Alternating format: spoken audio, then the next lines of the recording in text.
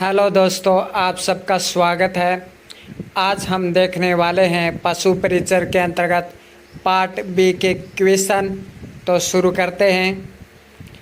किस रोग में सूजन वाले भाग पर चीरा लगाकर टिंचर आयोडीन लगाया जाता है? तो किस रोग में सूजन वाले भाग पर चीरा लगाकर टिंचर आयोडीन लगाया जाता है? तो ये रोग है ब्लैक क्वार्टर। इसमें जो टिक्का लगता है वो BQ पॉलीवैलेंट का टिक्का लगता है। BQ का अर्थ है ब्लैक क्वार्टर, तो ब्लैक क्वार्टर पॉलीवैलेंट का टिक्का लगता है इसमें। अगला क्वेश्चन, गलघोटू रोग के अन्य नाम क्या हैं? तो देखिए, रोगों के अन्य नाम भी आपसे पूछे जा सकते हैं। मैंने दो प्रमुख नाम लिए हैं। तो देखिए, पास्चुरेलोसिस और शिपिंग जवर। तो गलघोटू रोग के अन्य नाम है ये पास्चुरेलोसिस, शिपिंग जवर। गलघोटू रोग में जो वैक्सीन लगता है वो HS का वैक्सीन लगता है। गलघोटू रोग को HS रोग भी कहते हैं। तो गलघोटू रोग में कौन सा टीका लगता है? HS वैक्सीन का टीका लगता है गलघोटू रोग में। अगला क्वेश्चन, स्ट्रेप कफ परीक्षण। तो स्ट्रेप कफ परीक्षण किस रोग में किया जाता है? थैलेला रोग में किया जाता है। थैलेला रोग में कौन सा टिक्का लगता है? तो मस्टिवेक का टिक्का लगता है। मस्टिवेक का टिक्का किस रोग में लगता है? पूछा जाएगा सीधा कि मस्टिवेक का टीका किस रोग में लगता है? तो थैलेला रोग में लगता है। अगला क्वेश्चन, ओरोमाइसिन का संबंध है। तो ओरोमाइसिन का संबंध है थैलेला रोग से। ओरोमाइसिन क्या होती है? ये थनों में चढ़ाई जाती है पशुओं के। जब पशु के शरीर थनों से रक्त स्राव होने लगता है तब ये ओरोमाइसिन है, ये थनों में चढ़ाई जाती है, जिससे थनों की सूजन नहीं बढ़ती है, स्तनों का आकार नहीं बढ़ता है और दूध का स्राव भी नहीं होता है। तो ये ओरोमाइसिन का संबंध थैलेला रोग से है। अगला क्वेश्चन, पशु प्लेग के अन्य नाम क्या हैं? तो देखिए, पशु प्लेग के अन्य नाम है रिंडरपेस्ट, माता रोग, पोकनी, पकवेदन। तो पशु प्लेग के अन्य नाम है। इसमें से सबसे महत्वपूर्ण है रिंडरपेस्ट। तो आप रिंडरपेस्ट जरूर याद रखिए। पशु प्लेग का अन्य नाम है रिंडरपेस्ट। और इसके अलावा पोकनी याद रखें, माता याद रखें, पकवेदन याद रखें। अगला क्वेश्चन, आप देखते हैं कैसे पहचाने कि पशु में रिंडरपेस्ट रोग हुआ है। रिंडरपेस्ट रोग की पहचान कैसे किया? हो सकता है आपको लक्षण देकर रोग पूछ ले। तो आँख लाल होना, आँख से पानी आना, शरीर कंपाना, दांतों में करकराहट होना यानी दांत बजना, बदबूदार दस्त होना, आहारनाल प्रभावित होना, किस रोग के लक्षण हैं? रिंडरपेस्ट। अब देखिए, अगला बहुत महत्वपूर्ण, रिंडरपेस्ट में कौन कौन से टिक्के लगाने चाहिए, यानी रिंडरपेस्ट में कौन कौन से टिक्के लगाए जाते हैं? तो रिंडरपेस्ट रोग में RP का टिक्का लगाया जाता है, GTV का टिक्का लगाया जाता है जो कि बकरी से इजाद किया गया है, और लेपिनाइज्ड का टिक्का लगाया जाता है। तो RP टिक्का रिंडरपेस्ट, GTV का टिक्का रिंडरपेस्ट और लेपिनाइज्ड का टिक्का रिंडरपेस्ट, ये तीनों टिक्के आपको याद रखने हैं। इनमें से कोई भी टिक्का पूछा जा सकता है कि रिंडरपेस्ट में कौन सा टिक्का लगाया जाता है।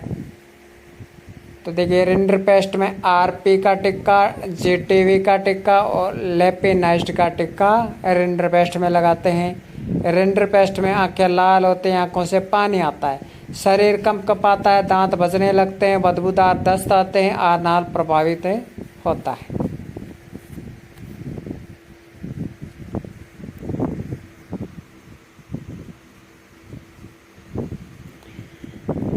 अगला क्वेश्चन देखिए, खुरपक्का एवं मुंह पक्का रोग का अन्य नाम क्या है? तो एफ्थस जवर, इसके अलावा खंगवा, इसके अलावा मोरेन, इसके अलावा एफएमडी, इसके अलावा एपिजूटिक, इसके अलावा मेलिग्नेंट। ये सब खुरपक्का मुंह पक्का रोग के नाम हैं। तो एफ्थस जवर, खंगवा, मोरेन, एफएमडी यानी फुट माउथ डिजीज, एपिजूटिक और मेलिग्नेंट। जो एफ्थस जवर है, एपिजूटिक जवर है, मेलिग्नेंट जवर है, ये तीनों को याद रखिए। ये खुरपक्का मुंह पक्का के अन्य नाम है, एफ्थस जवर, एपिजूटिक, मेलिग्नेंट। खुरपक्का मुंह पक्का रोग का रोग कारक है AOC। पूछा जा सकता है A, O और C ये किस रोग के रोग कारक है? मुंह पक्का, खुरपक्का। FMD का उपचार क्या है? देखिए, नीला थोता पैर धोने के लिए, देखिए मुंह धोने के लिए नीला थोता नहीं लेना है, क्योंकि नीला थोता है वो थोड़ा ज्वलनशील होता है, हो सकता है पशु उछल कूद करने लग जाए, पशु को परेशानी हो। तो नीला थोता पैर धोने के लिए, फिटकरी मुंह धोने के लिए, और FMD वैक्सीन साल में 2 बार लगवाना चाहिए। ये बहुत ज़्यादा इम्पोर्टेंट है, तीसरी वाली लाइन कि पशु में FMD का टीका साल में कितनी बार लगाया जाता है? तो पशु में FMD का टीका साल में 2 बार लगाया जाता है। ये क्वेश्चन छपेगा आपके। अगला देखिए, बुर्सेला एवोरस किस रोग का रोग कारक है? बुर्सेलोसिस का रोग कारक है। सरल नाम है, ये पूछेगा तो नहीं। अगला देखिए, फिड़किया रोग का अन्य नाम भी याद रखिए, एंटेरोटॉक्सीमिया। ये इंग्लिश में नाम है फिड़किया नाम, क्योंकि फिड़कियों के तो बहुत प्रकार हो जाएंगे, बहुत नाम हो जाएंगे, तो आप इंग्लिश में याद रखिए। फिड़किया को इंग्लिश में कहते हैं एंटेरोटॉक्सीमिया। एंटेरोटॉक्सीमिया नाम याद रखें। इसका रोग कारक है क्लोस्ट्रीडियम बैलेसियाई। फिड़किया रोग जिसका नाम एंटेरोटॉक्सीमिया है, इस रोग का रोग कारक है क्लोस्ट्रीडियम बैलेसियाई। अगला देखिए, मिल्क फीवर का उपचार क्या है? तो मिल्क फीवर का उपचार ये है कि पशुओं को कैल्शियम बोरोग्लूकानेट देना चाहिए। तो सिंपल सा है, कैल्शियम बोरोग्लूकानेट देना चाहिए। गाय भैंस में सभी अस्थायी दांत कब तक निकल आते हैं? तो गाय भैंस में सभी अस्थायी दांत, तो गाय भैंस में सभी कर्तन अस्थायी दांत है, वो कर्तन अस्थायी दांत 1 माह में निकल आते हैं। अगला क्वेश्चन, चिक टेथ कौन से होते हैं? चिक टेथ कौन से होते हैं? तो मोलर प्लस प्री मोलर 2 दांत होते हैं, वो चिक टेथ होते हैं। देखिए ऑप्शन बहुत ही अच्छे से देगा, ये ऑप्शन देगा चिक टेथ कौन से होते हैं। ऑप्शन है मोलर दांत, ऑप्शन है प्री मोलर दांत, ऑप्शन है मोलर एंड प्री मोलर दांत, और ऑप्शन है मोलर और इंसाइजर दांत। तो कौन से होते हैं? चिक टेथ है, मोलर है, प्री मोलर, चिक टेथ होते हैं। जूं द्वारा संक्रमण क्या कहलाता है? तो जूं द्वारा संक्रमण, ये बहुत ही ज़्यादा इम्पोर्टेंट आपके लिए, पेडिक्यूलोसिस। जूं द्वारा संक्रमण क्या कहलाता है? एग्जाम की दृष्टि से इम्पोर्टेंट, पेडिक्यूलोसिस। पिस्सू द्वारा संक्रमण क्या कहलाता है? मेंज कहलाता है। चेंचड़ों द्वारा संक्रमण क्या कहलाता है? टिकवरी कहलाता है। खुजली का रोग कारक क्या है? सार्कोटिस केवेलाई। खुजली का रोग कारक क्या है? सार्कोटिस कैमेलाई। सरा रोग के अन्य नाम क्या हैं? गलतिया, तीव्रसा, ट्रिप्नोसोनियस।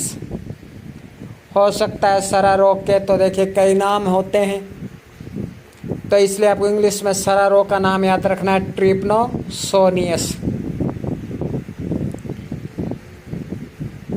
सरा रोग किस मक्खी द्वारा होता है?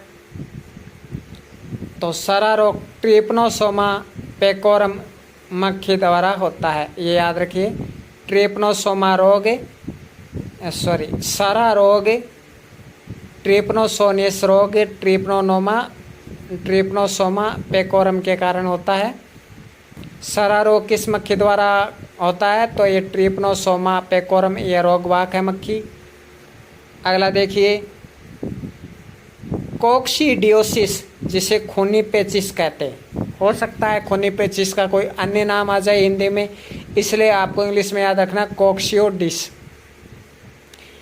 तो कोक्सियोडियोसिस खूनी पेचिश है, ये प्रोटोजोआ जनित रोग है। अगला क्वेश्चन, दुग्ध जवर से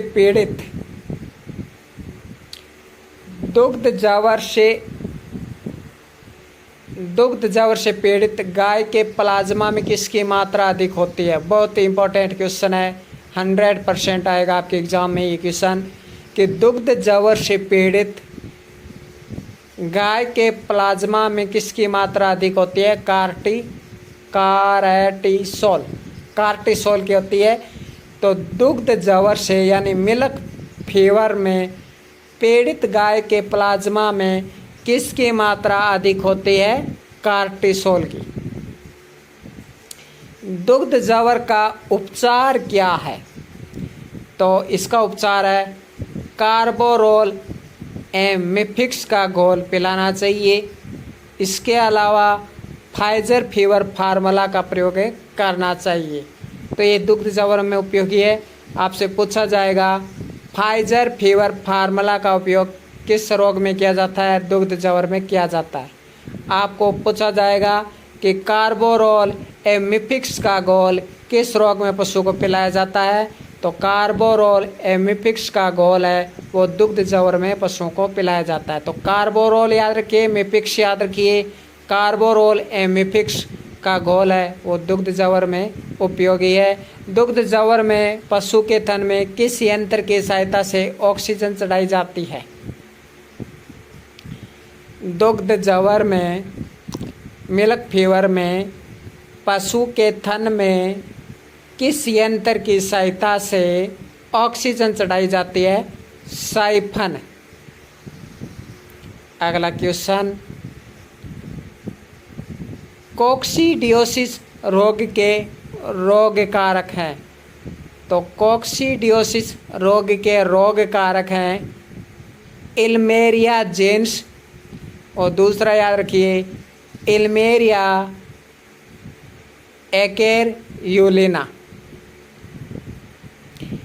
इल्मेरिया जेन्स और दूसरा याद रखें इल्मेरिया एक्यूलिना, ये कोक्सीडियोसिस रोग के रोग कारक हैं। अगला क्वेश्चन, पायरोप्लाज्मोसिस,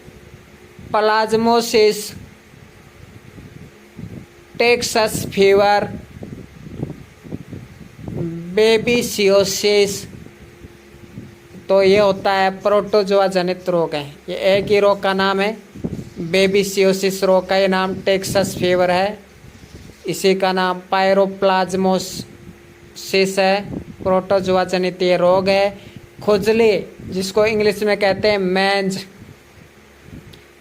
तो खुजली यानी मैंज का उपचार, तो आप लाइसोल लीजिए, लाइसोल का प्रयोग कर सकते हैं खुजली में। लिंडेन, सुमिथियान, मेलाथियान, ये खुजले में उपयोग ले जाते हैं। काफ़ी इम्पोर्टेंट है ये क्वेश्चन कि खुजली यानी मेज का उपचार क्या है? लाइसोल लगाइए, लिंडेन लगाइए, सुमिथियान मेलाथियान का घोल लगाइए तो खुजली दूर हो जाएगी। अगला प्रश्न, नागोपोल इंजेक्शन, एंट्रीपोल इंजेक्शन, गिलपोल 205 सप्ताह में एक बार, विबीरियो फ्रोमास एंटीसोट दवाओं का प्रयोग किस रोग में किया जाता है? सारा रोग में किया जाता है। आप देखिए याद हो जाएगा आपको। नागोपोल इंजेक्शन सारा रोग में, एंट्रीपोल इंजेक्शन सारा रोग में, गिलपोल 205 सारा रोग में, विब्रियो फ्रोमास एंटीसोट सारा रोग में ये दवाइयों का प्रयोग किया जाता है। अगला क्वेश्चन देखिए, कोक्सीडियोसिस रोग का उपचार क्या है? तो कोक्सीडियोसिस रोग हो जाए तो कैसे उपचार करें? तो कोक्सीडियोसिस रोग में देखिए दवाइयाँ देख लीजिए, सल्फामेजाथिन, सल्फाक्यूनोजाइलिन, ये 0.05% लेनी है सल्फाक्यूनोजाइलिन, पीने के पानी में घोलकर देना चाहिए। इसके अलावा कोक्सीडियोसिस रोग में आप इन दवाओं का प्रयोग कर सकते हैं। एस्प्राल दे सकते हैं आप, एम्बाजीन दे सकते हैं, सल्फेट दीजिए, डायोडीन दीजिए, कार्डिनाल दीजिए, बाइफुरान दीजिए। याद रखिए ये डायोडीन है, डिओडीन नहीं है। डिओडीन तो पशुओं के जब घाव घू हो जाते हैं तब लगाया जाता है, या जीवाणु रोधी में लगाया जाता है डिओडीन, लेकिन ये डायोडीन है। तो कोक्सीडियोसिस रोग में आप सल्फेट दे सकते हैं, कोक्सीडियोसिस रोग में एम्बाजीन दीजिए, एस्प्राल कोक्सीडियोसिस, बाइफुरान कोक्सीडियोसिस, कार्डिनाल कोक्सीडियोसिस, डायोडीन कोक्सीडियोसिस, सल्फाक्यूनोलोजाइलिन कोक्सीडियोसिस, सल्फामेजाथिन, एम्बाजीन, बाइफुरान, ये सब कोक्सीडियोसिस रोग के उपचार में काम में लिए जाते हैं। तो कोक्सीडियोसिस रोग में कार्डिनाल, डायोडीन, सल्फेट, एम्बाजीन, एस्प्राल, बाइफुरान, सल्फाक्यूनोलोजाइलिन, सल्फामेजाथिन, ये सब कोक्सीडियोसिस रोग के उपचार में काम आते हैं। अगला देखिए, फास्फोरस की कमी का विशिष्ट लक्षण क्या है? स्वेबेक, फास्फोरस की कमी से स्वेबेक रोग हो जाता है। बहुतंत्रिका शोथ किस पोषक तत्व की कमी का विशिष्ट लक्षण है? यानी बहुतंत्रिका शोथ, शोथ का मतलब सूजन, तो बहुतंत्रिका शोथ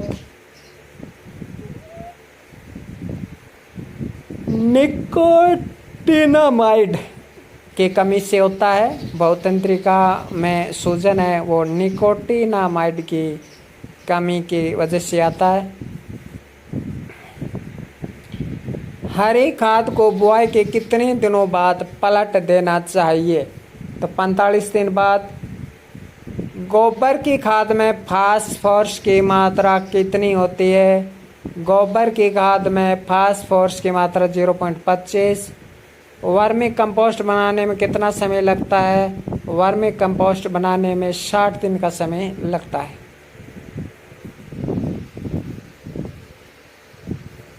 अगला क्वेश्चन, किस खली में सेपोनिन एल्केलाइड पाया जाता है? तो महुआ की खली में सेपोनिन एल्केलाइड पाया जाता है।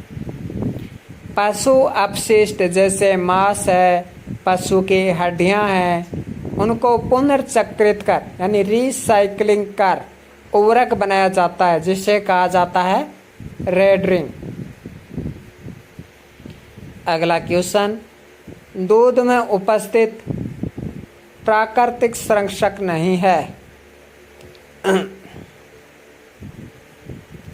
दूध में उपस्थित प्राकृतिक संरक्षक नहीं है। ऑप्शन है लैक्टो